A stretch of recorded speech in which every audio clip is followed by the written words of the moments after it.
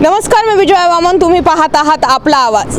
पोटनिवडणुकीचा वारं सध्या कसबा आणि चिंचवड या ठिकाणी वाळतंय आणि चिंचवड मतदारसंघ पाहिला तर दिग्गज राज्यातील नेते या मतदारसंघासाठी फिल्डिंग लावून आहेत. पण या ठिकाणच्या मतदारांना नेमकं काय वाटतं? चिंचवडचं वारं कोणत्या दिशेने वाहतंय? नाना काटे, अश्विनी जगताप आणि राहुल कलाटे अशी तिहेरी रंगत या चिंचवड विधानसभा मतदारसंघामध्ये रंगणार आहे. त्यामुळे पाहणं हे गरजेचं आहे की या ठिकाणचे मतदार कोणाच्या बाजूने आहेत, कोणाच्या मनात कोणता उमेदवार आहे. आपण आत्ता ज्या ठिकाणी उभे आहोत ते ठिकाण आहे रहाटणी. या ठिकाणच्या स्थानिक लोकांना नेमकं काय वाटतंय ते जाणून घेऊयात. इलेक्शन लागले. नाना काटे, राहुल कलाटे, अश्विनी जगताप, कोणता उमेदवार चांगला वाटतोय? मतदान करायचंय ना? नाना काटे. नाना काटे का बरं? कारण ते सगळ्यांचे कामं करतात म्हणून. सलग 3 टर्म तुम्ही लक्ष्मण जगतापांना कसं काय निवडून दिलं? काय वाटतं, काय सांगा? सलग 3 टर्म तुम्ही लक्ष्मण जगतापांना निवडून दिलं आणि आता लगेच नाना काटे का? हो, आता काय करायचं, त्यांनी आमचे स्वामींचं भरपूर कामं केलेत म्हणून. बरं, म्हणून तुम्हाला नाना काटे. इलेक्शन लागले, तुमच्या समोर 3 उमेदवार आहे. तुमच्या मनातला उमेदवार कोण? आमच्या मनात नाना काटे आहे म्हणून. नाना काटे. हा साहेब. का बरं? ते आपल्या एरियातलं आहे ना, पिंपळ सौदागर राटणी बोलत. स्थानिक लेवलची कामं झालीत का?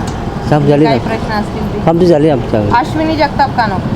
आता ते बी आहे चांगला, पण ते इथलं आपल्या एरियात आहे ना. बरं, पण सलग 3 टर्म लक्ष्मण जगतापांना निवडून दिले ना, आता लगेच तुम्हाला नाना काटे का पाहिजे? त्याचं आपल्या एरियातलं या आम्हाला जवळ आहे ना, एकदम कसे जवळपास आहे ना. सध्या निवडणुका लागल्यात मतदारसंघामध्ये. 3 उमेदवार तुमच्या समोर आहे. काय वाटतं तुमच्या मनातला उमेदवार? आता मनातला उमेदवार म्हणजे काय? ठीक आहे, तुम्हाला परिवर्तन पाहिजे नाही पाहिजे? परिवर्तन तर पाहिजे. बरं, नाना काटे की राहुल कलाटे? नाना काटे. नाना काटे.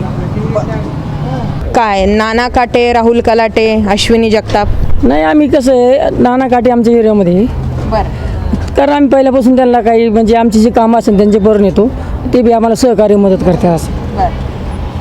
म्हणजे सगळ्यांच्या गोरगरिबांच्या सामान्य सर्वसामान्य माणसाला ते उपयोगी पडतात असे नाना काटे. नाना काटे. म्हणून तुमचं ठरलंय? हां, ठरलं आमचं नाना काटे. काका बोला बोला बोला बोला काय बोला बोला. नाना काटे आमच्या घरीच्यासारखे आहेत. त्यांचं आम्हाला लय सहकार्य असल्यामुळे आमचं मतदान त्यांना जाणार. तर आपण ज्या ठिकाणी उभे आहोत कदाचित तो काटेंचा बालेकिल्ला आहे असं म्हटलं तरी चुकीचं ठरणार नाही. त्यामुळे नाना काटेंच्या बालेकिल्ल्यामध्ये सध्या कोणाच्या बाजूने वारं वाहतंय हे समजून घेण्याचा आपण प्रयत्न करत आहोत. या ठिकाणी आणखी काही स्थानिक लोक आहेत. त्या स्थानिक लोकांना आपण विचारणार आहोत की त्यांच्या मनातील उमेदवार नेमकी कोण लागली आहे? अश्विनी जगताप, राहुल कलाटे की नाना काटे? नाना काटे. का बरं? मित्र आहे आमचा. काय मित्र आहे म्हणून तुम्ही मतदान करणार? काही प्रश्नांसाठी, काही तुमचे प्रश्न सोडवण्यासाठी? सोडवतात की प्रश्न, त्याला काय झालं नाही सोडवायला. तुमचं ठरलंय थोडक्यात? हां. बरं, ठीक आहे. कोणता उमेदवार योग्य वाटतोय? परिवर्तन झालं पाहिजे नाही झालं पाहिजे तुमच्या मनात? नाना काटे. नाना काटे. हा. का बरं? त्यांनी खूप काम केले पिंपले सौदागरमध्ये. आत्ता 2014 साली ते इलेक्शनला उभे होते, म्हणजे कामं केली आहेत, तर मग लोकांनी निवडून का दिलं? निवडून काय आत्ता का? 2014 साली नाना काटे उभे हा, होते.